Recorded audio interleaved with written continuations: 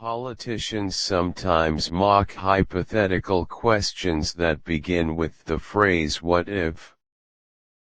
But the question would not have seemed strange, if it were asked about Kazakh President Kasim Gumard Tokayev, whom the world recognized suddenly during the bloody protests that his country witnessed in the first 10 days of the new year. What if Kazakhstan did not explode suddenly at the beginning of the year? The answer seems simple and direct. What was the fate of the president, who, since taking power in the spring of 2019, has been hiding behind the founding father and de facto leader of the country, Nursultan Nazarbayev? Tokayev appears to be the first victor in a bloody battle that he did not play a role in launching, but he quickly managed to use it to his advantage. To be freed from the shackles of his predecessor, and to unleash his own policies. Kasim Gumard Tokayev, a seasoned diplomat known for his very calm, turned into a steel leader with his fangs sticking out, and he ordered to open fire without prior warning on the protesters, whom he described as bandits. However, at the same time, he skillfully managed the results of the confrontation after he established security and controlled the situation, until he seemed to act in response to the will of the masses.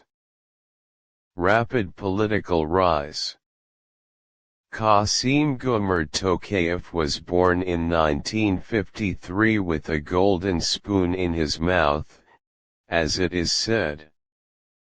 He is the son of Kamal Tokayev, the well-known Kazakh writer, and one of his country's heroes in the World War, who spent his years in the Soviet power circles and sealed them as a member of the Presidium of the Supreme Soviet of Soviet Kazakhstan, Parliament. This means, by the standards of that era, that he was a leader in the Communist Party, and throughout his life he received very wide privileges. His mother, Nursultan, was also a hero of work according to the prevailing concept, and worked for many years at the Almaty Institute of Foreign Languages. So, it was not difficult for the younger Tokayev to go to Moscow immediately after graduating from school, and there he was accepted into the prestigious Institute of International Relations of the Soviet Foreign Ministry at that time. Hence the young man, who will spend all his subsequent years in the corridors of politics, set his feet on the path to success. But Wasta did not play the main role in his successful career. His superiority in studies led him to quickly send him on a mission to Beijing while he was still in his 5th year of study. In China, he obtained as an apprentice at the USSR Embassy his first practical experiences that quickly paved his way to the pinnacle of success. Then, in 1975, Tokayev joined the Ministry of Foreign Affairs of the USSR and was sent to work at the Soviet Embassy in Singapore. Then he returned after 4 years as an employee in the Ministry of Foreign Affairs until the mid-1980s. When Soviet President Mikhail Gorbachev was launching a policy of openness and wide changes in the country, Tokayev had begun to rise rapidly in positions at his country's embassy in Beijing until tomorrow, by the year 1991, an advisor with the rank of ambassador. There he watched from afar the collapse of the country he represented. To return the following year to the collapse. But not to Moscow this time, but to the young state of Kazakhstan, to which he was soon appointed, in 1992, as Deputy Foreign Minister. From that moment on, Tokayev became part of the country's premier political elite, and in 1993 he became the first Deputy Foreign Minister, taking over the ministry the following year. And he remained in his position until the spring of 1999, when he got a new promotion that became Deputy Prime Minister with her, a step that paved the way for his appointment in the fall of the same year as Prime Minister. However, the professional diplomat was unable to hold on to a position bearing responsibility for the country's living and economic conditions, so he submitted his resignation at the beginning of 2002, to regain the portfolio of the Ministry of Foreign Affairs that satisfies him and to avoid confronting internal politics. The year 2007 marked the beginning of Tokayev's broad transition to the top of the pyramid of power. In it, he was appointed as Speaker of the Senate of Parliament, and he held it for years before the leader of the nation Nursultan Nazarbayev found himself obliged to leave the presidential seat in 2019, and on that day he found no better than the man who had won his trust for years to transfer him to the presidency in the framework of a deal that secured Nazarbayev to keep the keys to the political and economic decision in his hands forever. The man of peace and nuclear disarmament. As foreign minister for many years, Tokayev played an active role in the non-proliferation of nuclear weapons. And it had key fingerprints in the signing in 1996 of the Comprehensive Nuclear Test Ban Treaty. But it took him about 10 more years to sign an important treaty on the establishment of a nuclear weapon-free zone in Central Asia. On the other hand, as Minister of Foreign Affairs, he succeeded in transforming his country into a platform for launching important initiatives, including, in 2003, an initiative aimed at supporting landlocked developing countries. He led a conference in Almaty that resulted in the development of a road map for promoting this path. The veteran diplomat did not neglect the academic aspect of his career. In 2001, he deliberately defended his doctoral thesis at the same Russian Diplomatic Institute, where he was one day. His message carried a content that reflected his interests as Minister of Foreign Affairs, in which he put his perceptions on the foreign policy of the Republic of Kazakhstan during the formation of the new international order. It was natural for a professional diplomat not to limit his activities to his country. In 2008 he was elected Vice President of the Parliamentary Assembly of the Organization for Security and Cooperation in Europe as Chairman of the Senate of the Parliament of Kazakhstan. Then, 3 years later, the UN Secretary-General appointed him as his deputy, and he became Director General of the UN office at Geneva, and personal representative of the UN Secretary-General to the Conference on Disarmament. A position he held for 2 years before returning to the Senate presidency in his country. A president in the shadows behind the leader of the nation. By the spring of 2019, Nazarbayev, the historic president of Kazakhstan, had the right to renew the mandate or search for a way out that would enable him to preserve the keys to decision-making in the country.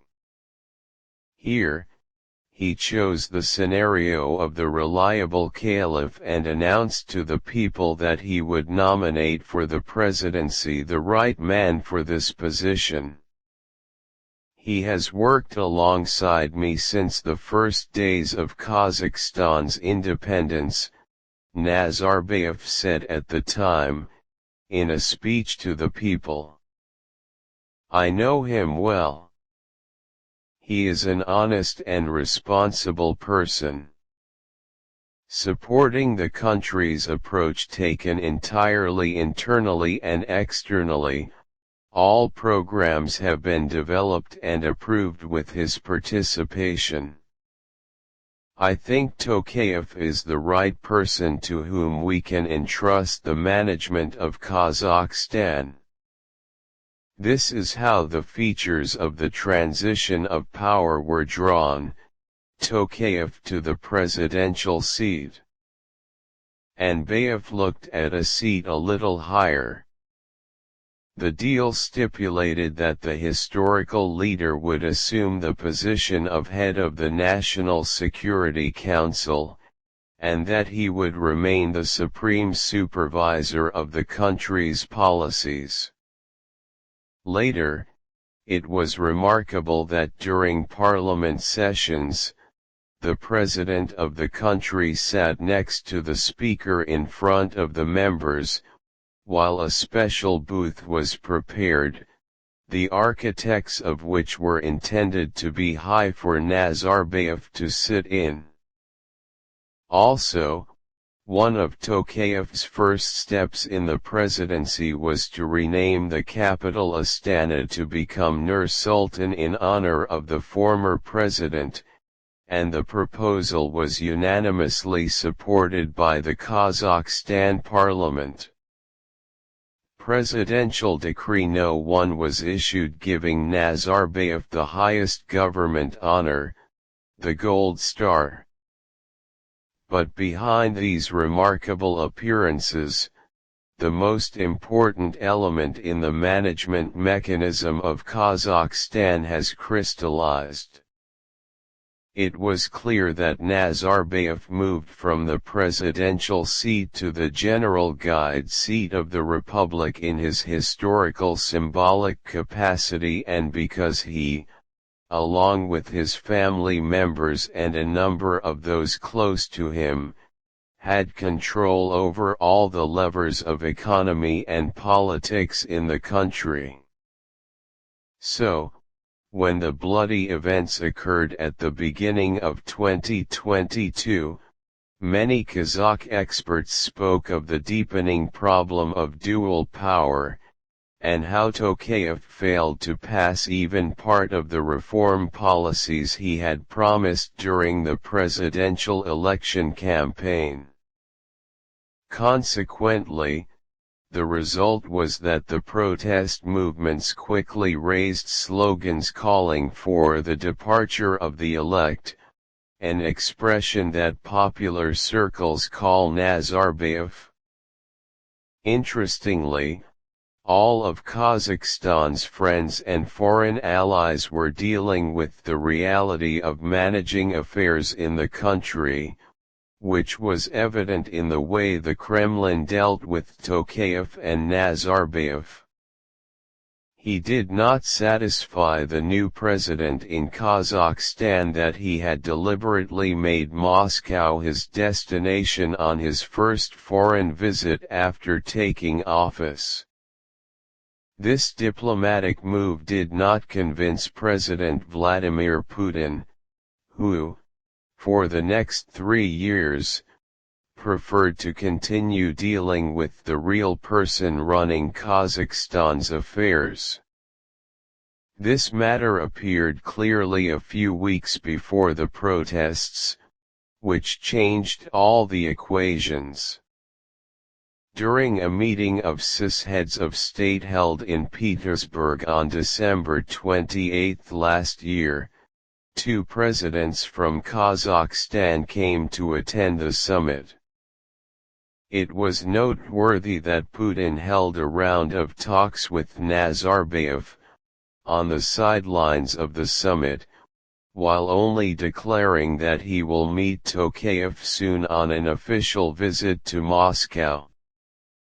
This incident reflects the nature of the balance of power and the mechanisms of dealing with the allies with Kazakhstan on the eve of the protests that erupted less than a week after this incident. The end of the Nazarbayev era. Tokayev needed 3 days to assess the situation after the outbreak of widespread protests in Kazakhstan, during which he made some concessions to the protesters who took to the streets with economic demands related to liberalizing the prices of liquefied gas used as car fuel. As a result, its price has doubled.